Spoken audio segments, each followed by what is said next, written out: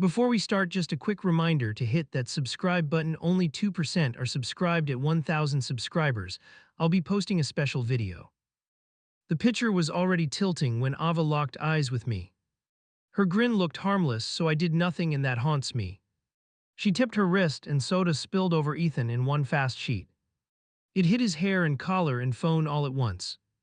The whole table jerked back and I heard someone gasp behind me. I am Kyle, 27, and I watched it happen in slow motion. At that time, it just looked like another wild stunt from her. Now that I am writing this, it feels like the first real warning, when I saw and shrugged off. Back then I laughed because everyone else burst out laughing and I followed the noise. Ethan did not laugh, and I swear I saw his jaw clench before he forced that crooked smile. He stood up so fast the chair slid back and hit the table behind us. Soda streamed off his sleeves and dripped onto the floor in uneven beats. A server hurried over with towels, asking if everything was okay while Ava snorted. People at the next table kept watching us and then pretending to stare at their menus again. I remember thinking this looked normal for us, which should have bothered me more than it did. Ava doubled over laughing and nearly dropped her phone on the wet table. She lifted it again and turned the camera toward Ethan and shouted that this was perfect revenge. Perfect for what, I still was not clear on in that moment. She swung the phone toward me and yelled for me to smile because her masterpiece needed a reaction. So I lifted my glass and grinned like an idiot while Ethan stood there dripping beside us. Ethan wiped his face with both hands and let out this thin laugh that did not reach his eyes. "You are completely insane right now." He did a little bow to the room like this was stand up. No one clapped and his ears went bright red while Ava kept wheezing with laughter. He glanced at me for half a second and that quick look hit harder than any shout. I raised both hands like I was outside the mess and said it was not that serious. I remember hearing my own voice and hating how light it sounded compared to the knot in my stomach. "We are fine," I told him, and I waved the server away like I could control the whole scene. It felt easier to play the calm boyfriend than to admit I wanted to crawl under the table for him. If I had trusted that feeling then, a lot of what came next might not exist. Ava finally straightened up and rushed around the table to squeeze Ethan from behind like this was some cute birthday bit. "Relax, you owe me from last month and now we are officially even." She rubbed soda into his hair on purpose like she was styling it and started posing for her phone again. Ethan flinched away from her hands and stepped back so hard his shoes squeaked against the floor. That sound cut through the noise and Ava finally paused, just long enough for his expression to register. She tried to pull him closer again and lifted her phone so the camera faced both of them in one tight frame. "Come on, say something for the video and then I will buy you a drink." He stared straight into the lens for a second and then his face just shut down like a door closing. "Delete it," he told her, and his voice dropped so low I barely caught the words over the chatter. Ava rolled her eyes and hit save instead, and I watched that tiny movement more closely than anything else on the table. To break the tension, I flagged the server again and asked for the check even though we had barely touched our food. I slipped my card out before anyone argued because part of me believed money could fix the mood. Ethan sat down and kept pressing his thumb into the edge of the table like he needed something solid to push against. Ava leaned across him to grab a fry from my plate and joked that he smelled like a carnival drink. He did not answer, and I felt something heavy settle between the three of us that I pretended not to notice. Looking back now, that moment feels less like a silly brunch scene and more like the first crack in us. Ethan dried his hands on a stack of napkins and kept cracking lines like everything was normal. I noticed how quickly his gaze slipped away from me every time I tried to catch it. Ava scrolled through her clips humming under her breath, and I realized I feared her anger more than his pain. That is the part I am most ashamed of now, because the prank was cruel but my silence kept it alive. The shout came from the bathroom first. "Are you kidding me right now?" Water hammered the tiles and I heard a bottle slam down hard. Ava burst out laughing on the bed and rolled onto her back. That was the first time I wondered if her payback obsession had teeth. The door flew open and Ethan stepped out with foam sliding down his forehead.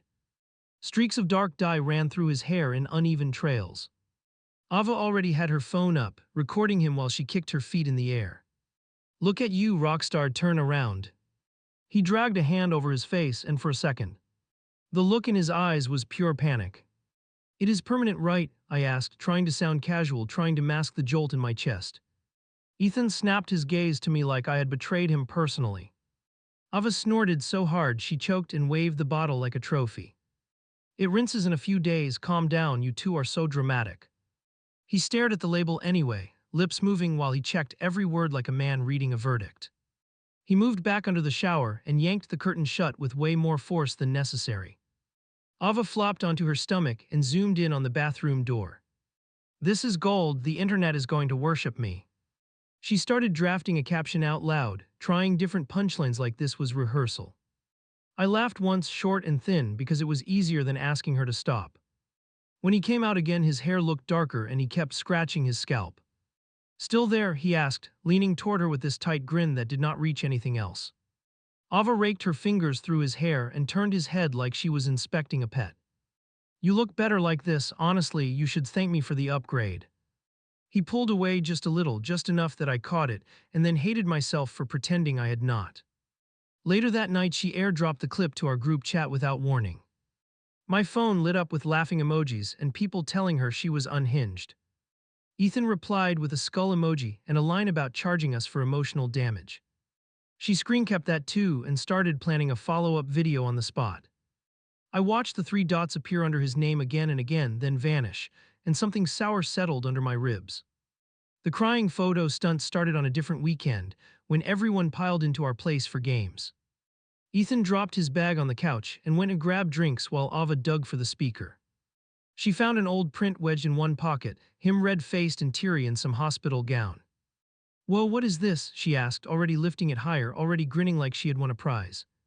He spun around so fast he bumped the table, voice going flat as he asked her to hand it over. She stepped back and held the picture just out of reach, that teasing move she always pulled.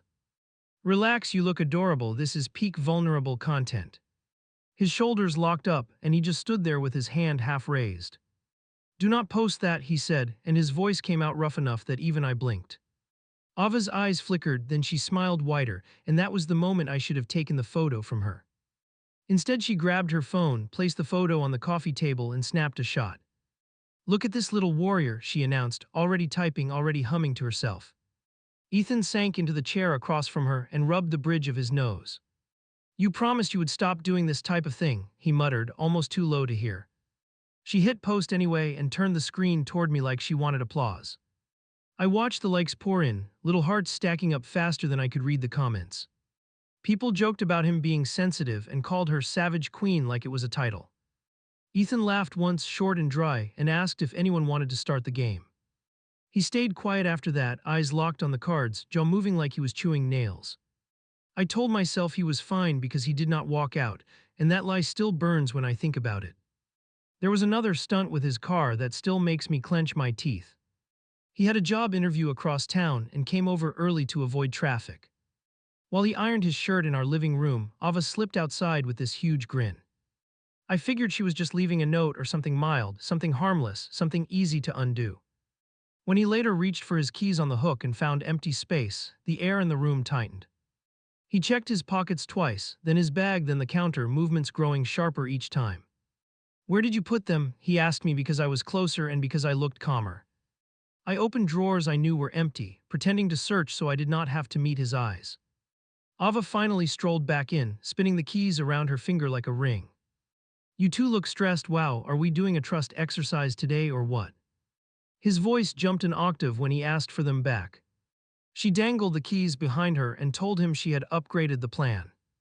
Her new idea was to hide them and record his reaction when he realized he might miss the interview. I watched his throat move as he swallowed, watched his shoulders pull up around his ears. In that second I almost stepped between them, and the fact that I did not is the part that still makes my stomach flip. "Give them back now," he said, no joke, no forced smile, just this raw edge. Ava rolled her eyes and tossed the keys onto the couch, as if she was tea. He won being reasonable. "Fine, you are no fun today, I was going to buy you breakfast afterward." He snatched them up and checked the time, then stared at her like he did not recognize her anymore. Our eyes met over his shoulder and I looked away first, which tells you everything about where my courage sat. After that, the phrase started showing up more and more. "It is just a prank. Relax, we clown each other, that is our thing." She would drop those lines like they were law whenever anyone looked uneasy. I repeated them too, because agreeing felt easier than calling what she did by any heavier word. You know that sick little moment when you hear yourself defend something you no longer believe. That was me every time he brushed her off with a shaky joke. He would bump her shoulder and call her Chaos Goblin while his thumb worried the edge of his sleeve. Ava would lean into him, hanging off his arm for the camera, insisting that he loved the attention. Watching them like that, I started to wonder who exactly she needed to convince. The touches changed before the words did. What used to be playful shoves turned into long hugs that lingered past the laugh. She would jump on his back during group photos and stay there a beat too long. Sometimes she'd plop into his lap during a dare and act offended when I raised an eyebrow. Every time I opened my mouth to question it, someone cracked a joke and the moment slid away like it had never existed. One night after another bit that left him shaking his head, I finally pulled her aside. "You are being rough with him lately," I told her, trying to keep my voice quiet, trying not to start a public fight. "He is fine," she answered, tossing her hair, already scrolling, already bored of my concern. "You baby him more than he babies himself, you know that, right?" I heard myself go quiet, and I hated how fast I folded when she framed it like I was the problem. That was the pattern forming under all the laughter. She built these moments, she filmed the fallout, she wrapped everything in the same excuse.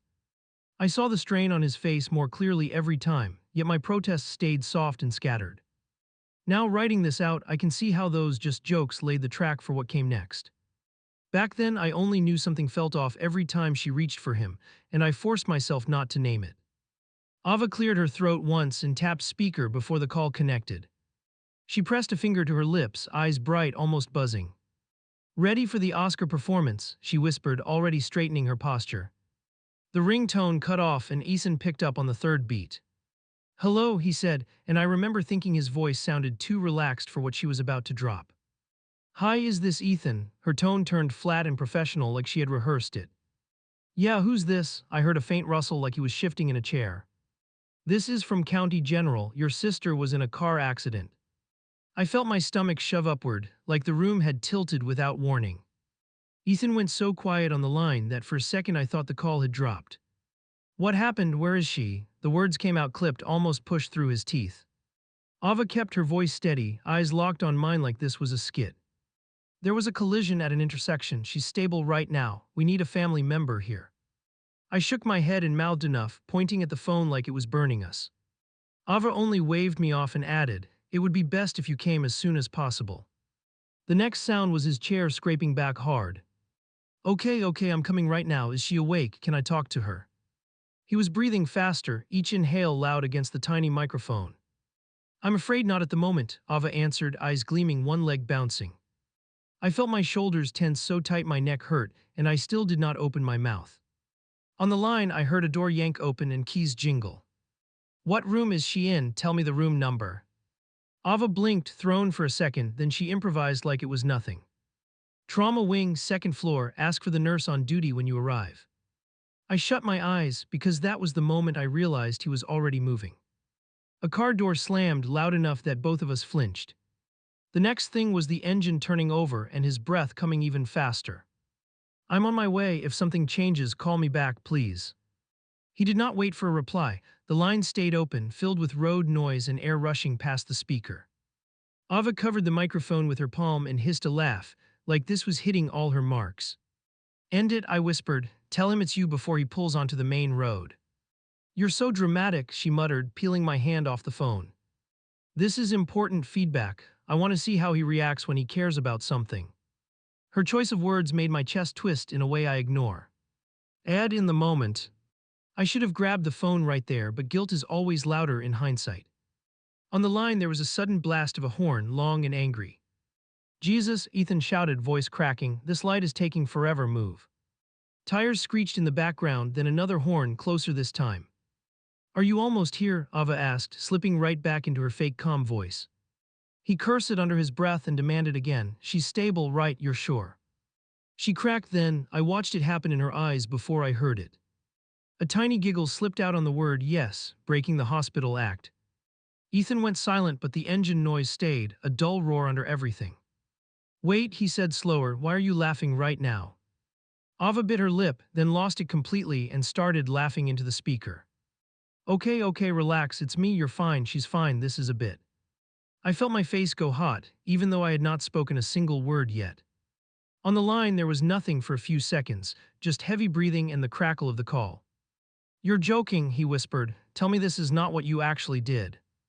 Now Ava was doubled over, wheezing, hitting my knee like we were watching some comedy show. Dude, you should have heard yourself, instant panic mode, you bolted. She tried to imitate his earlier questions, pitching her voice higher, mocking his tone. I could almost see him gripping the wheel from how tight his breathing sounded now. You called me about my sister using a fake hospital voice, he said slowly, every word deliberate. The fun drained out of her laugh for half a second, then she forced it back up again. Look, you always think I'm playing small, this was real psychology content. She leaned back, talking with her hands now, forgetting he could not see a thing. Now you know you show up for her no matter what, hero arc unlocked. You think I needed a test for that, he snapped, voice suddenly sharp enough to cut through the static. His anger finally hit me harder than any horn or screech from the road. There was another round of honking, someone yelling something faint in the background. Pull over, I blurted, leaning toward the phone like I could reach him through the screen. Are you driving right now? Pull over and hang up. I already missed the exit because of this, Ethan muttered, and I heard the turn signal clicking fast. I pictured him swerving across lanes with his hands shaking, and my chest tightened to the point of pain. Ava rolled her eyes and dropped her head back against the couch. Oh my God, you are both so intense, you're fine, you're literally fine. I almost ran a red because of you, Ethan answered.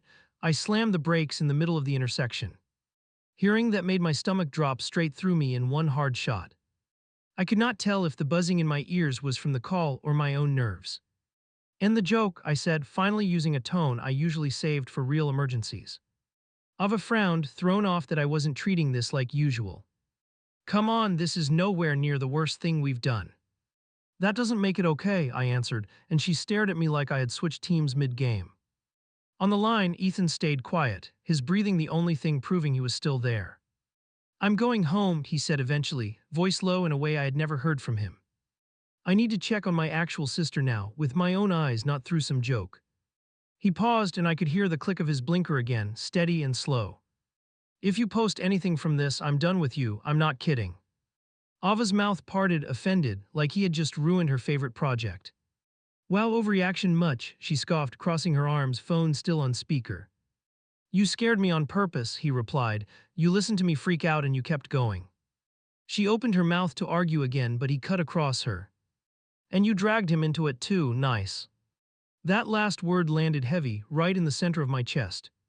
The call ended with a flat tone while she was mid-sentence. Ava stared at the screen like it had betrayed her.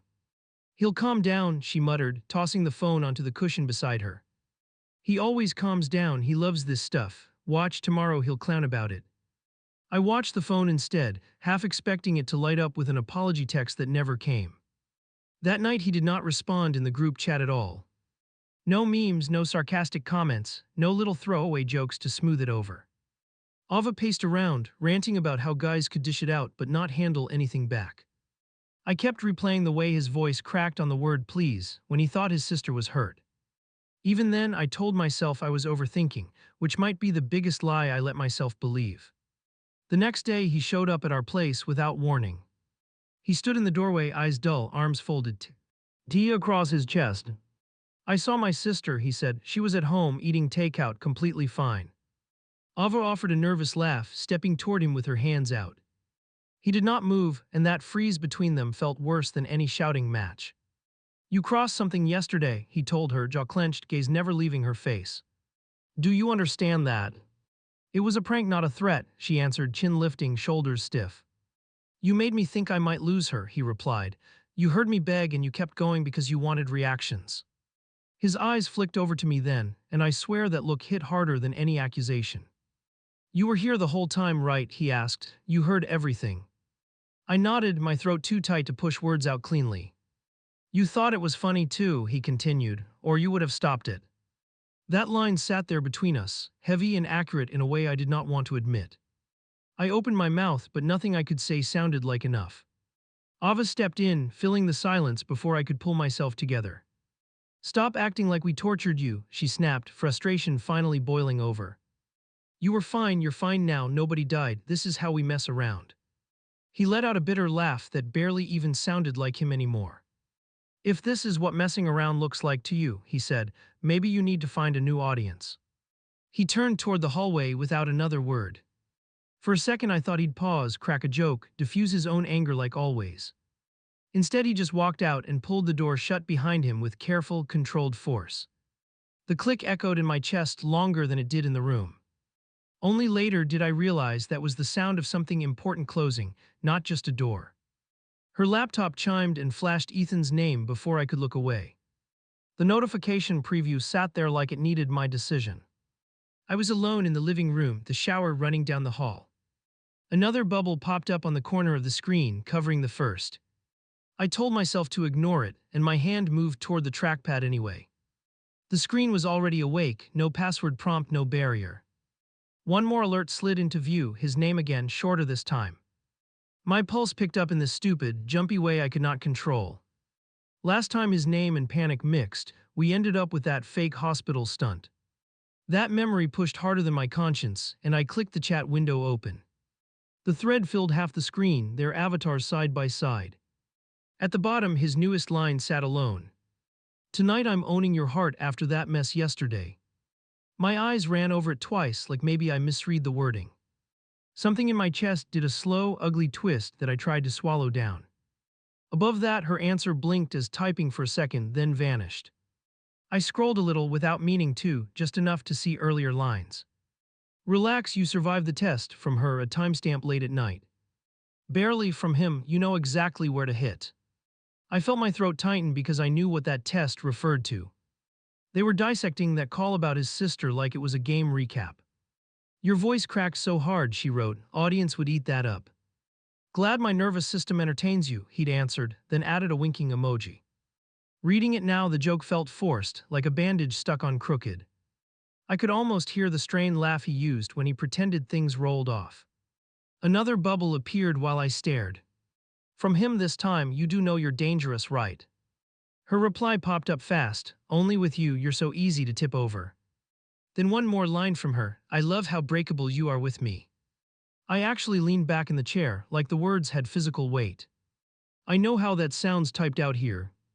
At the time I tried to frame it as edgy humor, their usual twisted tone. But it landed like something else when I saw it unfiltered. The phrasing stuck to the same part of me that had flinched during that phone stunt. It felt less like teasing and more like someone bragging about access to a weak spot. Another message dropped in before I could close the window. Anyway, new idea from her, we're not done with him yet. I froze, eyes snagging on that him. My brain jumped back and forth, trying to decide if that meant Ethan again or me. I scrolled slightly, hunting for context and hating myself every second of it. Higher up, I found the start of that new thread. Next time he won't just panic, he'll question everything from her. Who are we talking about? He had asked, followed by a shrug emoji. You know who, she answered. You and me are going to fix his attitude. She added a smirking face after that, which somehow made it worse. Another fresh line appeared at the bottom while I hovered there. Don't drag me too deep, he wrote. I'm already on thin ice. Be with him. So at least he noticed there even was ice. That hit me later. Right then, I only saw my own name in her next response. Relax, Kyle will love it once he sees the footage. My stomach lurched. I scrolled again, faster now, eyes skimming fragments and timestamps. Pieces jumped out instead of full sentences. Make him think he slipped up. Catch the meltdown. People adore raw reactions. It was like reading plans for a future argument I had not lived yet.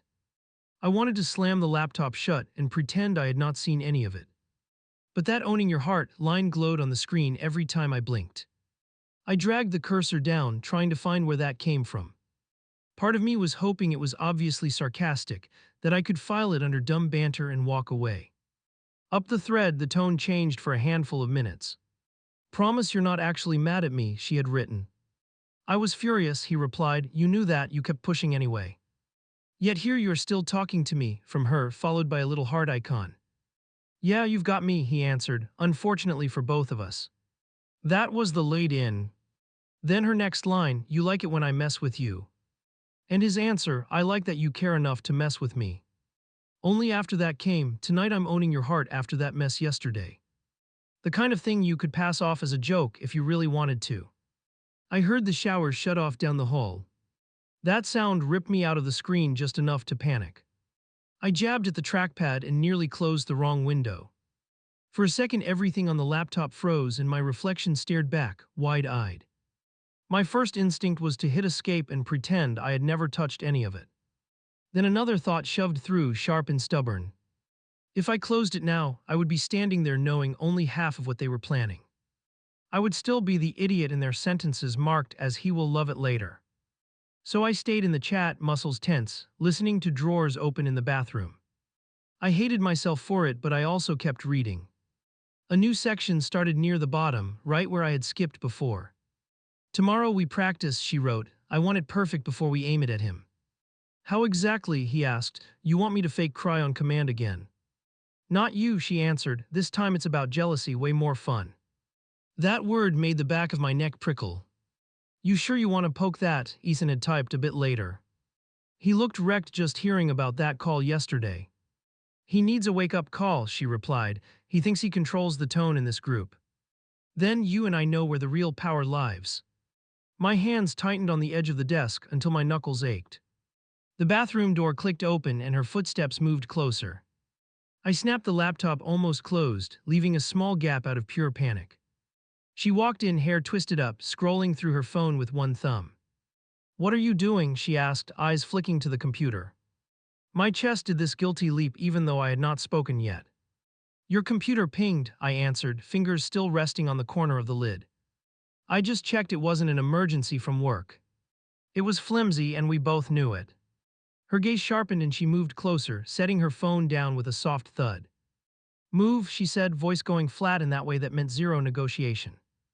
I slid aside and she flipped the laptop back up all the way. The chat window stared up at both of us, her name and his stacked together. For a heartbeat, everything stayed still, no new messages, no sounds from the hallway. Then she smacked the lid down with more force than necessary. "You went through my messages," she said, stepping back like I'd thrown something at her. "I saw my name," I answered, words coming faster than I could shape them. "And his, after everything that just happened. What did you expect me to do?" "Oh, I don't know, maybe respect basic privacy," she shot back, eyebrows lifting. Her cheeks had gone tight, eyes glossy, not from tears but from fury. "You are digging for reasons to be upset because you hate that we have our own thing." "That wasn't just jokes in there," I said, hearing my voice wobble and hating it. "You were talking about testing me, about power, about filming me fall apart." "And you snooped," she replied, laughter spilling out, sharp and humorless. "That's the part you are comfortable with somehow," noted. She crossed her arms, chin raised, like the verdict was mine to carry. "You told him you love how fragile he is around you," I pushed, heat rising in my face. "That you like seeing him crack open when you hit the right spot." "Yeah, because he actually lets me see stuff," she snapped, throwing her hands up. "You hide behind sarcasm and logic, and then act betrayed when someone reaches for a reaction." That hit deeper than I wanted to admit, which made it easier for her to keep going. "And jealousy," she continued, pacing once across the room, "that's what this really is. You saw a couple of spicy lines and your ego imploded." "It's not just that," I argued, steps following hers without meaning to. "You left him shaking after that call and you called it content. Now you are drafting a sequel with me in the middle." I heard my own breathing pick up and recognized the same edge I'd heard in Ethan's voice on speaker. She stopped and looked straight at me, eyes bright, mouth tight. "You are twisting everything to make me the villain in your head," she said. "We joke, we push buttons, that's how our circle works." "Except he told you last time he was done if you posted anything more," I answered. "And your first move was to plan another hit on him. What does that even say to you?" She hesitated for a fraction, then snorted and grabbed her phone. "You are dramatic, you always have been, you see storms and mist." Her thumbs flew across the screen, unlocking it without thought. "If you have an issue, talk to him," she added. "Stop stalking my conversations and building theories." I watched numb as she opened a new chat and Ethan's name popped up again near the top. She turned away from me as she typed, shoulders hunched. I could still read the first line over her arm. "He just went through our messages and is losing it," she wrote. The second line followed quickly. "He thinks we're plotting some relationship apocalypse." My stomach rolled because she was already rewriting what I had seen. I stepped closer enough that she noticed and angled the screen away. Back off, she muttered. You made your choice the second you touched my laptop. So that's it, I asked, voice quieter now, emptied out. You and him get secret plans and I get jump scares and edited clips. Saying it out loud finally showed me how unequal it all sounded. She whirled around, phone still in her palm. You get everything, she insisted. You get me, you get our home, you get the front row. They get pieces, bits, that's what you are angry about, that someone else has pieces. It's not pieces, I replied, it's leverage, you bragged about knowing where to poke. Her jaw clenched at that word, and for once she did not immediately fire something back. Her phone buzzed in her hand, loud in the small silence between us. I watched her glance down, eyes flickering over whatever Ethan had replied. A tiny smile tugged at one corner of her mouth before she flattened it. See, she said, locking the screen, he's fine, he gets me, he always has. I heard the past tense hiding inside that last sentence and it rattled me. I did not ask to see what he wrote. I just stood there, listening to my own pulse thump in my ears. The laptop sat on the table, closed now, its metal casing innocent and blank. Inside it lived those lines about hearts and weak spots and new experiments. Knowing they existed changed the air between us, even if we pretended it hadn't. That night she curled up beside me on the couch like nothing cracked. Her phone kept lighting up with messages she checked and turned face down again. I stared at the television without absorbing a single frame. Every buzz made me think of the words breakable with me sitting in that chat. I realized I was lying next to someone who measured affection by how much damage she could cause. I want you to kiss someone on camera tonight. Ava dropped that line while zipping her jacket halfway. No build-up, no easing into it, just that sentence thrown across the room. My stomach clenched before my brain caught up with what she'd actually asked. I laughed once too loud because I honestly thought she was joking. She didn't laugh back. Instead, she grabbed my wrist and pulled me nearer, eyes bright and fixed. Listen, it's the perfect setup after everything with him, she said. You make out with a stranger, I show him the clip, we catch the spiral. My pulse hammered because she said spiral like it was a prize. I stepped away and shook my head once, trying to reset the moment. You want me to fake cheating just to watch him crack? I asked. You seriously think that is still only fun and games? She rolled her eyes and reached for her bag like I was stalling bedtime. It's not about him, she answered. It's about us showing we can go all in. That us hit weird. You're asking me to help crush somebody who trusts both of us, I said. How is that about us? It proves we're untouchable, she shot back, shrugging one shoulder. He freaks out, then sees it was a stunt, then realizes we run the show. I know I should have walked away right there. Instead, I tried to bargain, which is its own kind of cowardice.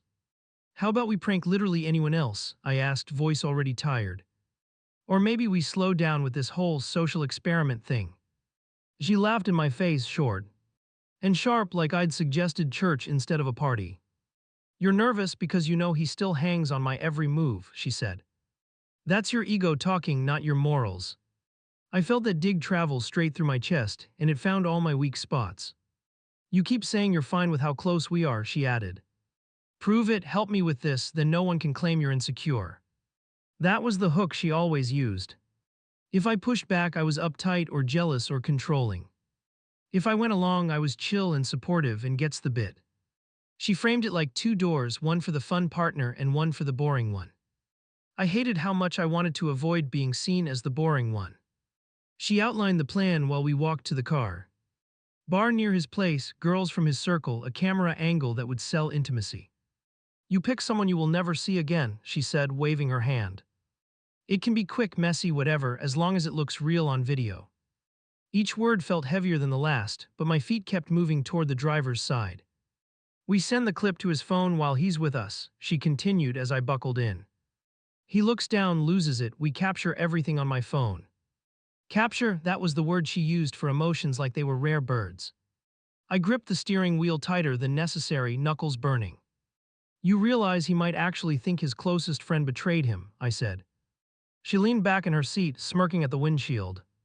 He already treats you like you can do no wrong, she replied. This just proves he believes in you enough to fall apart over it. That's not love, that's torment, I muttered, but she had already pulled out her phone. She started typing a message, thumbs moving fast and my chest went icy.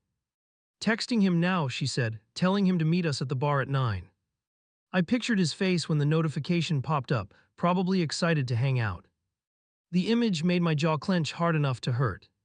Fine, I said, and the word tasted like defeat. In my head, though, something else clicked into place that she didn't hear yet. By the time we reached the parking lot, my choice was solid. I was done being the prop in her little experiments. I parked and sat there with the engine off, hands still on the wheel. I need a minute before we go in, I said, staring straight ahead. She brushed a strand of hair back and laughed, already halfway out of the car. Try not to overthink everything for once, she called over the roof. I'll grab us a table, you come in when you've cooled off. The door shut and she disappeared toward the entrance, phone in hand. I sat there in the dim light, listening to my own breathing. Then I picked up my phone and finally did something she would never expect. I scrolled to his name and hovered for a beat. My thumb trembled over the screen, nerves buzzing. If I warned him, I was blowing up my relationship, full stop. If I stayed quiet, I was signing off on the next round of emotional demolition. I pressed call before I could talk myself into more excuses. He answered on the second ring. Hey, I'm pulling up now, he started. You guys inside already? Stay in your car, I cut in, voice shaking. I'm outside, we need to talk first. There was a long pause, like he was checking if I was joking. Is this another bit? He asked quietly, and that question alone nearly broke me. His car rolled up a minute later, headlights sweeping past. He parked next to me and walked over, shoulders tight, eyes searching my face. What's going on? He asked, shoving his hands into his pockets. We were supposed to meet inside. I swallowed hard and gestured toward my passenger seat. Please sit, I said, opening the door from my side.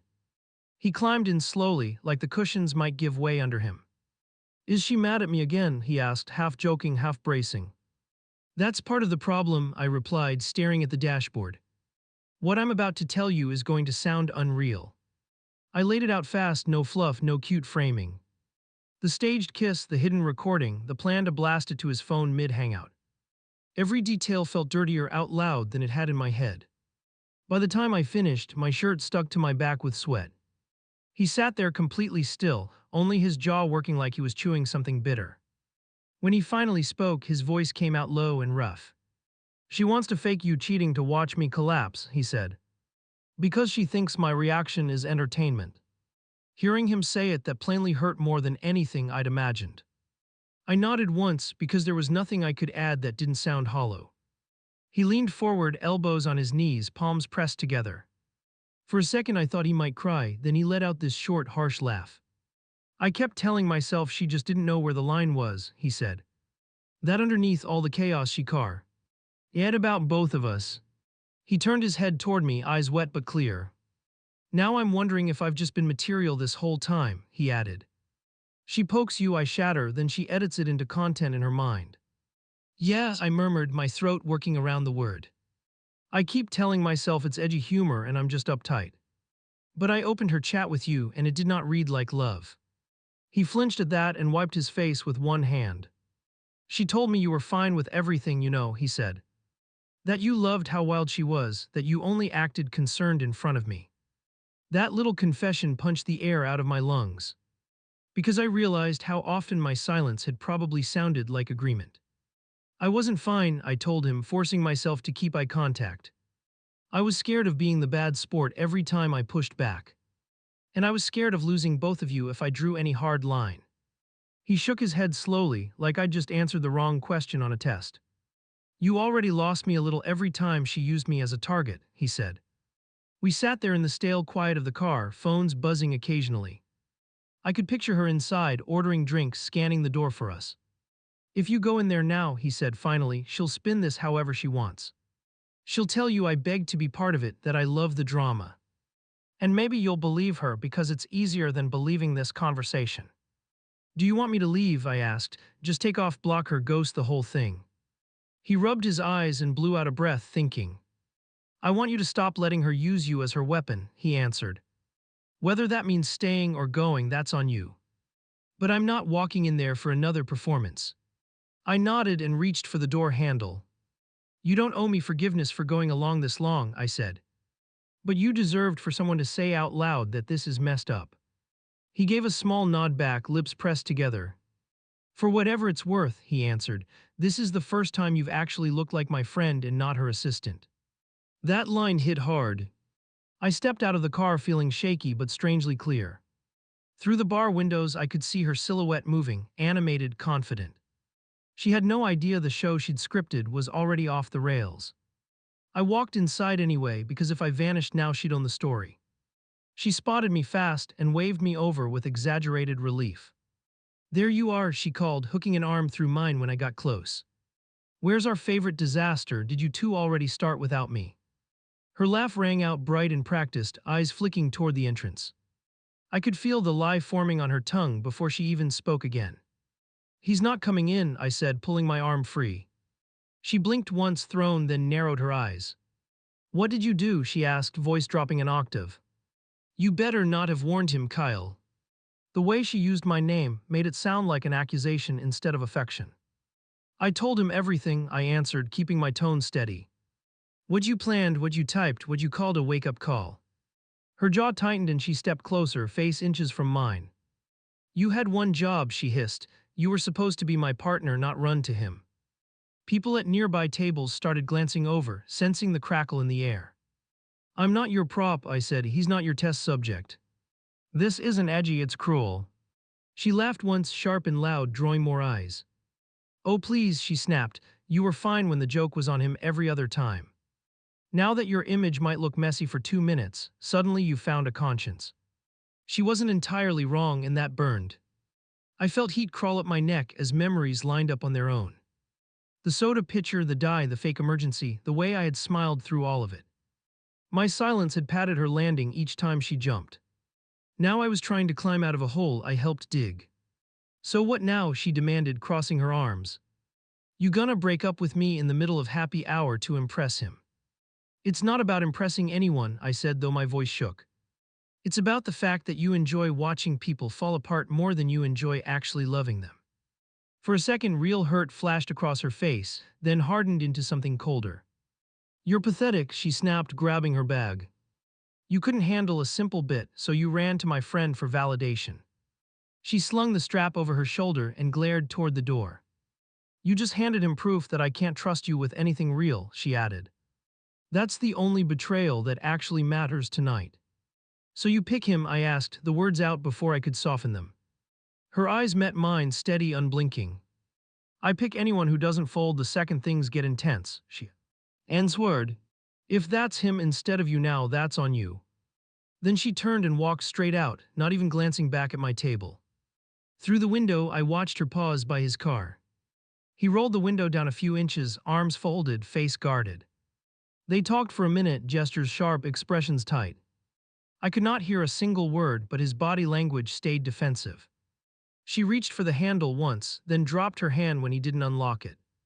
She ended up walking down the sidewalk alone, phone to her ear. I stayed inside, staring at my untouched drink until the ice melted. My chest felt hollow and crowded at the same time. I had lost my girlfriend and might have wrecked my friendship in one night. But for the first time in a long time, I hadn't chosen the punchline over a person. Later, sitting in my apartment surrounded by quiet, everything replayed again. Her laugh during that fake emergency, his shaking breath in my car, my own face in the laptop screen.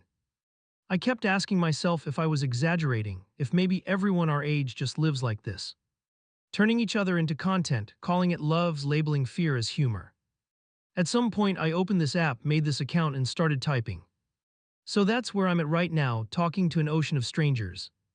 Trying to figure out if what I watched was edgy fun or emotional warfare. If those stunts were harmless chaos or a slower kind of harm. If I was just sensitive or if my gut has been right for months. Because from where I'm sitting, these pranks look a lot less like jokes and a lot more like abuse.